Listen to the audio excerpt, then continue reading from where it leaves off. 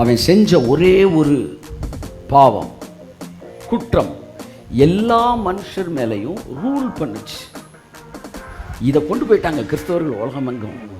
எதை கொண்டு போக மறந்துட்டாங்கன்னா, அதுபோல இயேசு செஞ்ச ஒரே நீதி நம்ம எல்லார் மேலையும் கிரியை செய்து கொண்டு இருக்கிறது, நம்மை ஆசீர்வதித்து கொண்டு இருக்கிறது, நம்மை சுகமாக்கி கொண்டு இருக்கிறது, நம் பூட்டப்பட்ட கதவுகளை திறந்து கொண்டு இருக்கிறது, நம்முடைய சரீரத்தை ஆரோக்கியமாக்கி கொண்டிருக்கிறது, நம்முடைய சிந்தனையை மறுரூபமாக்கி கொண்டிருக்கிறது என்கிற விஷயங்கள் எல்லாம் தானாக நடந்து கொண்டிருக்கிறது.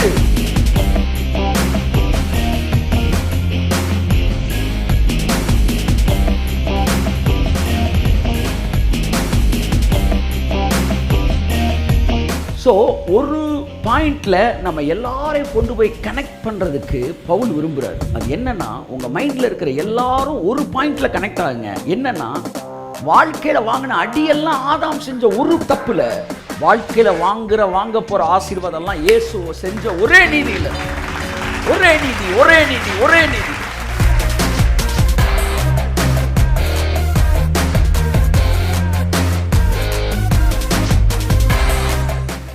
ஏதோ நேத்து பண்ண ஜெபம், முந்தா நேத்து பண்ண ஜெபம், போன வாரம் பண்ண ஜெபம், அடுத்த வாரம் செய்ய போற நீதி, முந்தா நேத்து போய் பேசாம இருந்தது என்கிற மல்டி ரைச்சஸ்னஸ் கிடையாது, அல்லது மல்டி சின்னும் கிடையாது. ஒரே குற்றம், ஒரே மீறுதல், ஒரே நீதி. ரோமர் 5ஆம் அதிகாரம் 16ஆம் வசனத்தை வாசித்து தேவனுடைய வார்த்தைக்குள்ளாய் கடந்து செல்லும். 5:16. மேலும் ஒருவன் பாவம் செய்ததினாலே உண்டான தீர்ப்பு தேவன் அருளும் ஈவுக்கு ஒப்பானது அல்ல. அந்த தீர்ப்பு ஒரே குற்றத்து நிமித்தம் ஆக்கினைக்கு ஏதுவாய் இருந்தது. ஆமென், ஹல்லேலூயா. ஒரு அல்லேலூயா சொல்லுங்க. இந்த வசனத்தை நான் மறுபடியும் மட்டும் வாசிக்கிறேன். இதில் எங்கே நான் பேச விரும்புகிறேனோ அங்கே ஒரு தவறு விடுவேன். அந்த தவறை நீங்கள் என்ன செய்யணும்? கரெக்ட் பண்ணணும். நீங்கள் கரெக்ட் பண்ண உடனே மெசேஜ் ஆரம்பிச்சிடும். ஆமென். ஆமாம், இதுதான் சரியானது அப்படின்னா உங்கள் யார் கண்ணிலையும் படாது. எது சரியாக பதிய வைக்கணுமோ அதை தப்பாக செய்யணும். ஏன்னா மனுஷனுடைய இருதயம் தப்பத்தான் பார்க்கும், குறையத்தான் பார்க்கும். அதனால் இப்போ நான் அதை எடுத்து அதையே ஆவியானவர் யூஸ் பண்ணிக்கிறார். இப்போ எங்கே நான் தப்பு விட்டேனே கண்டுபிடிச்சிருவீங்களே, அப்போ மறக்கவே மாட்டீங்க. அப்போ சொல்ல வேண்டியெல்லாம் தப்பாக அங்கனுக்குள்ளே சொல்லி கரெக்ட் பண்ணால் இன்றைக்கி இத்தனை தப்பு பண்ணாரியா. Okay, let's read it again. நான் வாசிக்கிறேன். மேலும் ஒருவன் பாவம் செய்ததினால் உண்டான தீர்ப்பு தேவன் அருளும் ஈவுக்கு ஒப்பானதல்ல. அந்த தீர்ப்பு ஒரு குற்றத்து நிமித்தம் ஆக்கினைக்கு ஏதுவாய் இருந்தது. எங்கே தப்பு விட்டேன்? ஒரு குற்றத்து நிமித்தம். அந்த தீர்ப்பு ஒரு குற்றத்து நிமித்தம் ஆக்கினை தீர்ப்புக்கு ஏதுவாய் இருந்தது. சொல்லுங்க. அந்த தீர்ப்பு ஒரு குற்றத்து நிமித்தம் அல்ல, ஒரே குற்றத்திற்காக ஆக்கினைக்கு ஏதுவாய் தீர்க்கப்பட்டது. ஸோ ஒரே குற்றம். எல்லாம் சொல்லுங்க. ஆதாம் செய்தது, சொல்லுங்க, ஒரு குற்றம் அல்ல, ஒரே குற்றம். கை தட்டுங்க அவருக்கு. He want to emphasize. Pavul இந்த இடத்துல அதை எம்பசைஸ் பண்ண விரும்புகிறாரு. அதனால அந்த ஒரே என்கிற வார்த்தையை பயன்படுத்துகிறார். ஏன்னா அவர் வேற எங்கேயோ வராரு, அது உங்களுக்கு தெரியும். கைத்தறி வருது அவருக்கு. ஒரே குற்றத்தின் நிமித்தம், ஒரே குற்றத்தின் நிமித்தம். அது என்னங்க குற்றம்? சொல்லுங்க.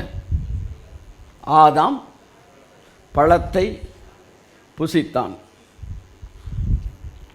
நேற்று கூட நான் ஒரு பழம் புசித்தேன்.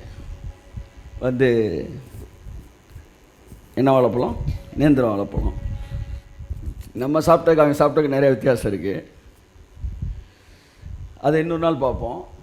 ஆதாம் பழத்தை புசித்த அந்த ஒரு குற்றத்தின் நிமித்தம் என்று சொல்லாமல் ஒரே குற்றத்தின் நிமித்தம் நாம் எல்லோரும் ஆக்கினைக்குள்ளாய் தீர்க்கப்பட்டோம். நம் வாழ்க்கையின் அத்தனை பிரச்சனைகளுக்கும் காரணம், சொல்லுங்க, கையை காட்டி சொல்லுங்க, நல்லா சொல்லுங்களேன், ஒரு குற்றம் அல்ல, ஒரே குற்றம். மறுபடியும் வாசிப்போம் 18வது வசனம். ஆகையால் ஒரே மீறுதலினாலே, ஒரே மீறுதலினாலே, மறுபடியும் சொல்றான், நல்லா நீங்க கவனிக்கணும், நம்ம வாழ்க்கை எதோடு தொடர்புடையது? ஒரே, கையத்தட்டு, ஒரே ஒரே ஒரே. we are connected with the word ஒரே. இந்த ஒரேன்ற வார்த்தையை நீங்க புரிஞ்சுக்கிட்டீங்கன்னா நீங்கள் இளைப்பாறுதலில் பிரவேசிச்சிட்டீங்க. சாரே, நீங்க இளைப்பாறுதலில் பிரவேசிச்சிட்டீங்க. இந்த ஒரேன்ற வார்த்தையை புரிந்து கொண்டால் உங்கள் வாழ்க்கை மறுரூபமாக ஆரம்பிக்கிறது. ஆமென். வாசிங்க. ஆகையால் ஒரே மீறுதலினாலே, ஒரே மீறுதலினாலே எல்லா மனுஷருக்கும் ஆக்கினைக்கு ஏதுவான தீர்ப்பு உண்டானது போல ஒரே நீதியினாலே, ஒரே நீதி, கையத்தட்டே, ஒரே, நல்லா தட்டணும் சார், நல்லா கையை தட்டுங்க, அப்பதான் நீங்க கொடுக்கணும்.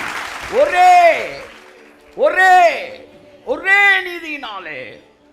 மறுபடியும் இந்த வார்த்தையை பயன்படுத்துறாரு. ஏன்னா உன் மனசுல இது பதியணும். ஏதோ நேத்து பண்ண ஜெபம், முந்தா நேத்து பண்ண ஜெபம், போன வாரம் பண்ண ஜெபம், அடுத்த வாரம் செய்ய போற நீதி, முந்தா நேத்து போய் பேசாம இருந்தது என்கிற மல்டி ரைச்சியஸ்னஸ் கிடையாது, அல்லது மல்டி சின்னும் கிடையாது.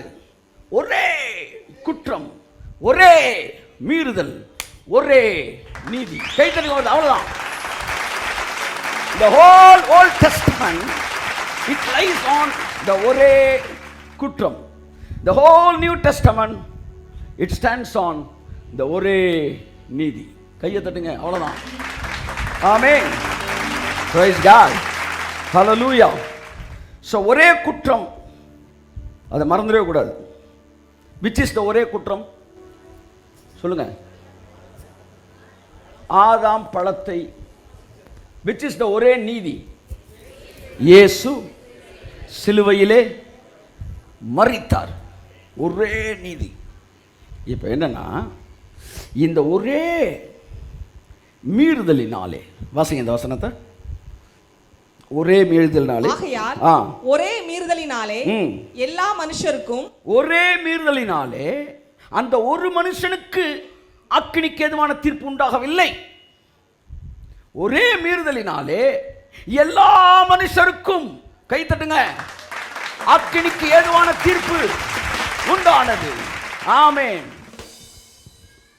ஒரே நீதியினால், ஒரே குற்றத்தினாலே. அப்ப ஆதாம் ஒரே பாவம் செய்தான். அந்த ஒரு பாவம் அவனை பாதிக்கவில்லை, எல்லா மனுஷரையும். எத்தனை பேர் இதை நம்புறீங்க? நீங்க நம்புவீங்கன்னு எனக்கு நல்லா தெரியும். ஏன்னா கடந்த காலத்தில் இதைத்தான பிரசங்கம் பண்ணாங்க. உலகமெங்கிலும் போய் ஒரே நீதியை, அதை அடுத்து பேசுறேன் நான், இவங்க பண்ண வேலை இந்த ஒரே குற்றத்தை மூளை முடுக்கலாம் சொல்லிட்டாங்க. என்னன்னா எல்லாத்தையும் கொண்டு போய் ரீச் பண்ணிட்டாங்க சார். அந்த ஒரு பாயிண்ட்ல கொண்டு போய் உலகத்தை இணைச்சிட்டாங்க. அதான் நான் சொல்ல வரேன். ஒரே குற்றம் அந்த ஒரு மனிதனுக்கு அக்கினி தீர்ப்புக்கு ஏதுவான நீதியை கொடுக்கவில்லையா? அந்த ஒரு குற்றம் எல்லா மனுஷருக்கும் ஆக்கினைக்கு ஏதுவான தீர்ப்பை உண்டாக்கியது போல. கைத்தட்டுங்க. போல. This is the conjunction. This is the connecting word which gives you the full meaning of this verse. இதுல முக்கியமான வார்த்தை என்ன தெரியுமா? சொல்லுங்க. போல. சொல்லுங்க. Come on, say போல. அது போல ஒரே குற்றம் எல்லா மனிதருக்கும், குற்றம் செய்யாத எல்லோருக்கும் அக்கினி தீர்ப்புக்கு ஏதுவாக உண்டானது போல இயேசு சிலுவையில் செய்த ஒரே நீதியினாலே. கையை தட்டுங்க எல்லாரும் நல்லா. ஆமென். ஔரபல சங்குரி மினமதியங்கோ.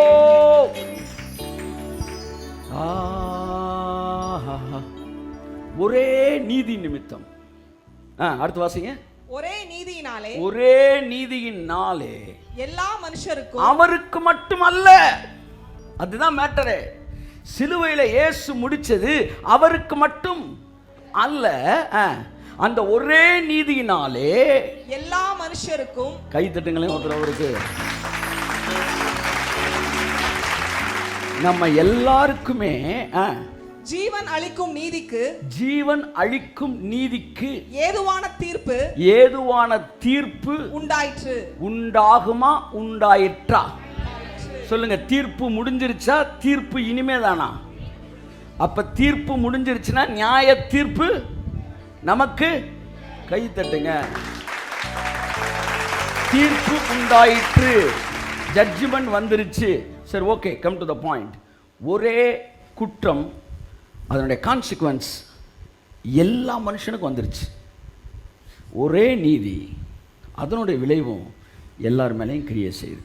இப்போ நான் என்ன சொல்ல வரேன்னா, இந்த உலகம் முழுவதும் ஊழியர்கள் எதை கொண்டு செல்ல வேண்டுமோ அதை கொண்டு செல்லாமல், எது அதிக அளவில் கொண்டு செல்லப்பட தேவையில்லைன்னு சொல்ல முடியாது, அந்த நெகட்டிவ் சைடை கொண்டு போயிட்டாங்க. உலகம் ஃபுல்லாக கொண்டு போய், இங்கே பாருப்பா, ஆதாம் செஞ்ச தப்பில் தான் இன்றைக்கி நீ நானும் பாதிக்கப்படுறோம் அப்படின்ற கொண்டு போயிட்டாங்க. அப்போ மனிதனுடைய எல்லாருடைய மைண்டும் it is connected to one point. என்னென்னா, அவன் தப்பு பண்ணால் நம்ம அடிபடுறோம். எல்லாம் சொல்லுங்கள், ஒரு 2 தடவை சொல்லுங்களேன். ஒருவேளை நீங்கள் கேட்ட ஒரு விஷயமா இருக்கலாம், ஆனால் தேவன் சில விஷயங்களை வேறு டைமென்ஷனில் பேசுவார். அதான் யாக்கோபு சொல்கிறார், நீங்கள் சத்தியத்தை கேட்டு அதை அறிந்து அதில் நிலைத்திருக்கும்படிக்கு நான் உங்களுக்கு மறுபடியும் இவைகளை ஞாபகப்படுத்துகிறேன். என்னென்ன கேட்கணுமா, அடுத்து அண்டர்ஸ்டாண்ட் பண்ணணுமா, அதில் அடுத்து ஸ்டெட்ஃபாஸ்ட்டாக நிற்கணுமா, அதனால் அதை மறுபடியும் உங்களுக்கு என்ன செய்கிறேன். பாருங்கள், நல்லா கவனிங்க. இந்த ஹோல் வேர்ல்டும் ஒரே ஒரு பாயிண்டோட கனெக்ட் ஆகிருக்கு. என்னென்னா, ஆதாம் தவறு செய்தான், ஆகையால் நாம் எல்லோரும் தவறே செய்யாமல் சொல்லுங்கள் தண்டிக்கப்பட்டு கொண்டே இருக்கிறோம். எந்த முயற்சியுமே எடுக்காமல் நம்ம வயசாகிக்கிட்டே போகிறோம். யாராச்சும் வயசாகிறதுக்கு முயற்சி எடுக்கிறீங்களா? இல்லை. வயசாகாமல் இருக்கிறதுக்கு முயற்சி எடுக்கிறீங்க. ஆனால் அது பல நடந்தபாடு இல்லை. வெளியில் இருக்கேன்னு சொல்கிறேன், நமக்கு நடக்குது. நீங்கள் வயசாகிறதுக்கு ரிஸ்க் எடுக்கிறது இல்லை. ஏழை ஆகணும்னாலும் நீங்கள் ரிஸ்க் எடுக்க வேணாம். பேசாமல் நீங்கள் இருந்தாலே போதும். ஒரு வேலைக்கும் போகாமல் 6 மாதத்தில் நடுத்தரு. நான் காமன் யூனிவர்சல் ட்ரூத்தை பேசுகிறேன்.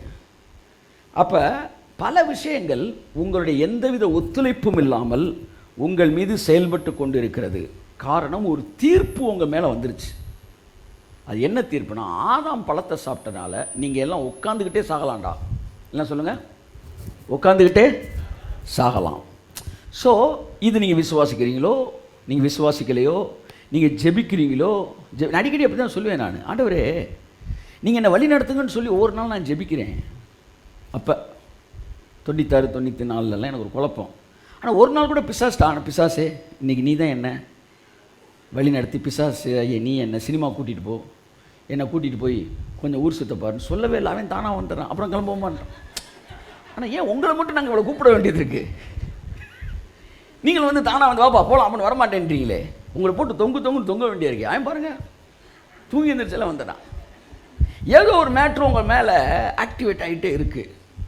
இயேசு ஏற்றுக்கொள்ளாத போது, சத்தியத்தை அறியாத போது, ஏற்றுக்கொண்டும் சத்தியத்தை அறியாத போது உங்கள் மேலே ஆக்டிவேட் ஆகிட்டே இருக்குது.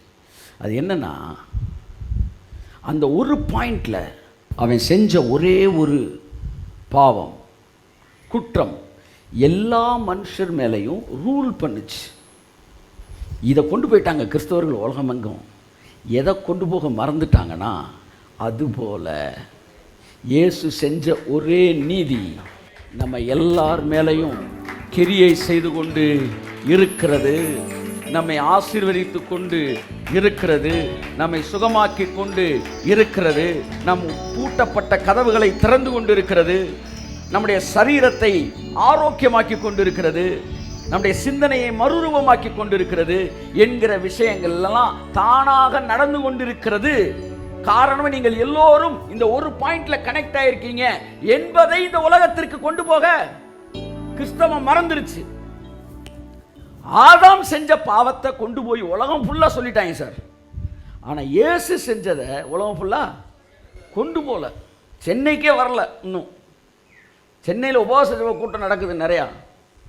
ஆனா சிலுவையிலே இயேசு மரித்ததினால் அப்படின்ற இடத்துல மிகப்பெரிய கூட்டங்களை ஜனங்களை கூட்டி சொல்லலை. பெரிய பெரிய ஊழியர்கள் 50 ஊழியர் 60 ஊழியர் பெரிய கூட்டத்தை போட்டு எல்லாம் கத்துவோம் கதறுவோம். சிலுவையை மறைக்கிறதுக்கு என்னவெல்லாம் செய்யணுமோ அதையெல்லாம் செஞ்சுக்கிட்டு இருக்கிறோம். ஒரே குற்றத்தில் கனெக்ட் பண்ணல இந்த உலகத்தை எல்லாரையும் கூப்பிட்டு என்ன சொல்லிட்டு, ஆதாம் செய்த பாவத்தினால் நீ ஆனாம் சொன்ன அளவுக்கு இயேசு இயேசுன்னு சொல்லியிருந்தீங்கன்னா இந்த உலகம் டிரான்ஸ்ஃபார்ம் ஆயிருக்கும். ஆமென், பிரைஸ் காட், ஹல்லேலூயா. ஸோ என்னன்னா, ஆதாம் செஞ்சா தண்டனை உனக்கு அப்படின்றத சொல்லி கொடுத்த கிறிஸ்தவம், இயேசு செஞ்சா ஆசீர்வாதம் உனக்கு அப்படின்றத இந்த உலகத்துக்குள்ளே கேரி அவுட் பண்ணி கடைசி வரை கொண்டு போகல. அதனால் ஆதாம் தப்பு செஞ்சால் தண்டனை மட்டும் எனக்கு, இயேசு நல்லா வாழ்ந்து சிலுவையில் செத்தார்னா அது ஆசீர்வாதம் மட்டும் எனக்கு கிடையாது. நான் நல்லா வாழ்ந்தா தான் எனக்கு ஆசீர்வாதம். நான் அடி வாங்குறதுக்கு எந்த தப்பும் பண்ணவே வேண்டாம். ஆனால் ஆசீர்வதிக்கப்படுறதுக்கு எல்லா நன்மையும் பண்ணணும். ஒன்றே ஒன்று தெரிஞ்சுக்கங்க, if you know the connecting point or the focusing point through which you are going to be blessed or being blessed, the world will be transformed very soon. அது ஒன்றை நீங்கள் புரிந்து கொண்டால், என் அன்புக்குரியவர்களே, திரும்ப அந்த வசனத்தை வாசித்து நாம் அடுத்த செய்தியின் மையப்பகுதிக்கு நேராக கடந்து செல்வோம். ஓகே? ஆகையால் ஒரே மீறுதலினாலே எல்லா மனுஷருக்கும் ஆக்கினைக்கு ஏதுவான தீர்ப்பு உண்டானது போல, ஓகே, ஒரே நீதியினாலே எல்லா மனுஷருக்கும் ஜீவனை அளிக்கும் நீதிக்கு ஏதுவான தீர்ப்பு உண்டாயிற்று. என்ன பவுல் இங்க விரும்புறார், அதை எழுதும்போது ஒரு மனசுல என்ன இருந்துச்சுன்னா, he wants the people to know the power of that one act. ஜனங்கள் எல்லாருக்கும் அந்த ஒரே ஒரு செயலுடைய வல்லமை தெரியணும் அப்படின்னு பவுல் விரும்புகிறார். இயேசு, அதாவது ஆதாம் செய்த பாவத்தின் அந்த ஒரே குற்றத்தின் வல்லமையை நீ நல்லா புரிஞ்சுக்க. அது உனக்கு நல்லா அந்த உலகத்தில் தெரியுது. அந்த ஒரு செயலுடைய வல்லமையை நீ புரிஞ்சுக்கிட்ட இல்லை, அதே மாதிரி அவருடைய நோக்கம் என்னன்னா, இயேசு செய்து முடித்த அந்த ஒரே செயலினாலே நாமும் நம்முடைய சந்ததியும் வாழ்நாள் எல்லாம் ஆசீர்வதிக்கப்பட முடியும் என்பதைத்தான் இந்த வசனங்கள் மூலமாய் அவர் சொல்ல வருகிறார். The nutshell in the bottom line of this passage is, நீங்க எல்லாரும் உங்க வாழ்க்கையின் ஆசீர்வாதத்துக்கு அந்த ஒரே பாயிண்ட்ல கனெக்ட் ஆயிருங்க. அவர் செஞ்சு முடிச்ச அந்த ஒரு வேலையோட வல்லமையை மட்டும் நீ புரிஞ்சுக்கிட்டீன்னா உன் வாழ்க்கை இப்ப இருக்கிறதை பார்க்கலாம் 1000 மடங்கு அதிகமாய் ஆசீர்வதிக்கப்படும். ஆமென். அதனால மனுஷனுக்கு அந்த ஒரு செயல்பாட்டோடைய வல்லமை தெரியாததினாலே அவனுக்கு பவுல் என்ன செய்யறாருன்னா, ஆதாம் செஞ்ச அந்த ஒரு செயல்பாட்டின் கெடுதியை சொல்லி, அது எப்படி 4000 வருஷம் ஆனாலும் அது ஸ்டாப்பே ஆகாமல் அது சஸ்டெயின் ஆகிட்டே இருக்கிறது உண்மைனா, இயேசு முடித்த இந்த 2000 வருஷமும் அது உன் மேலே வேலை பார்த்துக்கிட்டு தான் இருக்கு என்பதை புரிய வைப்பதற்குத்தான், அதாவது the power of that one act, அந்த ஒரே செயலின் வல்லமையை நீ புரிந்து கொள்ள வேண்டும் என்று பவுல் விரும்புகிறார். இப்போ நம்ம மைண்ட் எல்லாம் எங்கே தெரியுமா இருக்கு? நம்ம நீதி, நம்ம பரிசுத்தம், நம்ம ஜெபம், நம்ம வாழ்க்கை உயர்வு தாழ்வு, நம்ம செஞ்ச பாவம், நம்ம செஞ்ச அக்கிரமம், நம்ம செஞ்ச நல்லது, ஏகப்பட்ட இடங்களில் சிதறி கிடக்குது. இது பிசாசின் தந்திரம். ஆனால் உண்மை என்னவென்றால், நாம் எல்லோருடைய நல்வாழ்வும் அந்த ஒரே செயலில் தான் இருக்கிறது. இயேசு செய்து முடித்த அந்த ஒரு செயலின் வல்லமையினாலே நான் இரவும் பகலும் ஆசீர்வதிக்கப்பட்டு கொண்டு இருக்கிறேன். ஆமென், ஆமென், ஆமென். ஆகவே நீங்கள் இந்த ஒரு செயலின் வல்லமையை நம்ம ஒவ்வொருத்தருமே இந்த செயலின் வல்லமையை, இந்த குரூசிஃபிக்ஷனுடைய வல்லமையை, அந்த ஒரே ஒரு செயலின் வல்லமையை நாம் புரிந்து கொள்வோம் என்றால் இந்த உலகம் மறுரூபமாக ஆரம்பித்துவிடும். ஸோ உங்களை அந்த உங்களை ஃபோக்கஸிங்குள்ளே கொண்டு போகாதபடி பிசாசு என்ன செய்கிறான்னா உங்களை டைவர்ட் பண்ணுறான்.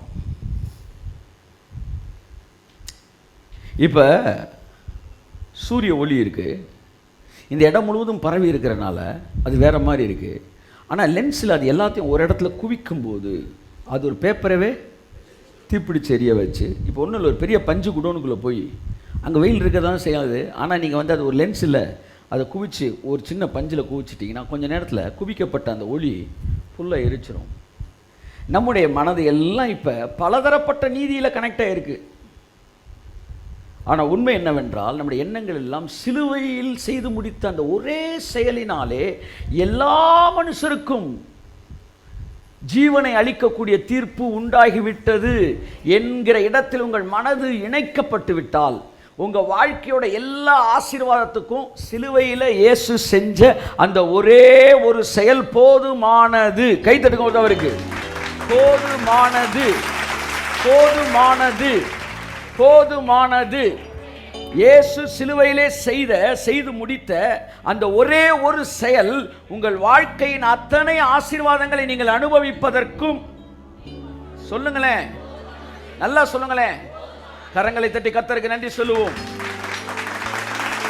வாழ்நாளெல்லாம் நாம் பாவத்தை அனுபவிப்பதற்கு, இந்த உலகம் துன்பத்தை அனுபவிப்பதற்கு, 800 கோடி பேர் மரணத்திற்குள்ளாய் போவதற்கு ஆதாம் செய்த ஒரே ஒரு குற்றம் போதுமானது என்றால், இயேசு சிலுவையிலே செய்து முடித்த அந்த செயல், அந்த ஒரே ஒரு செயல் நானும் என் சந்ததியும் உட்கார்ந்து அனுபவிக்கிறதுக்கு போதுமானது. ஒரே குற்றத்தின் நிமித்தம் தானே நாம் பாதிக்கப்பட்டோம். அதனால் அந்த ஒரே நீதி நிமித்தம் நாங்கள் ஆசீர்வதிக்கப்படுகிறோம். டெய்லி போய் ரெனியூ பண்ணிக்கிட்டு இருந்தீங்களா? சொல்லுங்க. ஆதாம் செஞ்ச குற்றத்தை ரெனியூ பண்ணீங்களா? எவனும் ரெனியூ பண்ணல. அதுக்கு ஒரு பவர் இருக்கு, அது வேலை பார்த்துக்கிட்டே இருந்துச்சு. யார்கிட்ட? அவனுடைய பிள்ளைகளிடத்தில். எந்த பிரமாணம் வேலை செய்தது? சந்ததி பிரமாணம், வித்தின் பிரமாணம் வேலை செய்தது. என்னன்னா முதல் அதிகாரத்தில் சொன்ன அது தன் தன் ஜாதியின் படி கனி கொடுக்கும். விதையை தருகிற கனி கொடுக்கும். புளியம்பழம் புளியம்பழத்தான் கொடுக்கும், மாம்பழம் மாம்பழத்தான் கொடுக்கும். அப்படியே ஆதாம் பாவத்தில் விழுந்தபடியினால், அந்த தண்டனை அவன் மீது வந்தபடியினால், அவனுக்கு கீழே இருக்க எல்லாருமே பிள்ளைகள்லாம் தண்டனைக்குள்ளே வந்துட்டாங்க. நான் சொல்ல வருகிற விஷயம் என்றால் இது தெரிஞ்ச விஷயம்தான். ஆனால் எல்லாரும் தண்டிக்கப்படுறதுக்கு எல்லாரும் பாவம் செய்ய வேண்டிய அவசியமே இல்லை. ஆதாம் ஒருத்தன் பாவம் செஞ்சதே போதும். நம்ம வாழ்க்கையில் பாவம் செய்யாமலே தண்டனை அனுபவிக்கலாம். எத்தனை பேர் ஏற்றுக்கிறீங்க? உண்மை அது இல்லை சார். நான் உங்கள்கிட்ட ஒரு கேள்வி கேட்குறேன். நீங்கள் செஞ்ச பாவத்துக்கு தண்டிக்கப்படுறீங்களா? ஆதாம் செஞ்ச பாவத்துக்கு தண்டிக்கப்படுறீங்களா? சொல்லுங்கள்.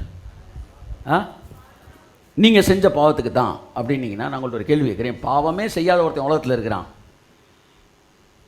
அவனுக்கு வியாதி வருது, அவனுக்கு பிரச்சனை வருது, அவனும் ஒரு காலத்தில் செத்து போயிடுறான், மரணம் வந்துச்சு, வியாதி வந்துச்சு. அவன் என்ன தப்பு பண்ணான்? அவன் எந்த தப்பும் பண்ணல. ஆனால் ஆதாம் செஞ்ச தப்பு அவன்கிட்ட வேலை பார்த்துக்கிட்டு இருக்கு. அது போதுமானது. ஏன்னா பிள்ளையாக பிறந்தா அந்த எஃபெக்ட் பிள்ளைக்குள்ள வேலை செய்யும். அப்படியே போல நான் இயேசுவின் பிள்ளையாய் மாறினதினால், இயேசு செய்த நீதி நிமித்தம் நானும் என் சந்ததியும் சந்ததியின் சந்ததியும் வாழ்நாளெல்லாம் ஆசீர்வதிக்கப்படுவதற்கு அந்த ஒரே ஒரு நீதி போதுமானது. போதுமானது. உங்கள் மனதில் இயேசுவின் நாமத்தில் கரிக்கிறேன். எல்லாம் சொல்லுங்கள். நானும் என் சந்ததியும் ஆசீர்வதிக்கப்படுவதற்கு, என் குடும்பம் ஆசீர்வதிக்கப்படுவதற்கு, நான் வியாதி இல்லாமல் வாழ்வதற்கு, என் சந்ததி வியாதி இல்லாமல் இருப்பதற்கு, நாங்கள் பூரணமாய் ஆசீர்வதிக்கப்படுவதற்கு இயேசு கிறிஸ்து சிலுவையில் செய்த ஒரே நீதி போதுமானதாய் இருக்கிறது. போதுமானது, போதுமானது, போதுமானது. போதுமானது, போதுமானது. அப்ப நீங்க வாழ்க்கையெல்லாம் செழிப்பா இருக்கிறதுக்கு இந்த நீதி போதுமா போதாதா? நீங்க கேட்டதெல்லாம் உங்களுக்கு கிடைக்கிறதுக்கு இந்த நீதி போதுமா போதாதா? வியாதியெல்லாம் வாழ்றதுக்கு இந்த நீதி போதுமா போதாதா? அந்த ஒரே நீதி நிமித்தம், அவ்வளவுதான்.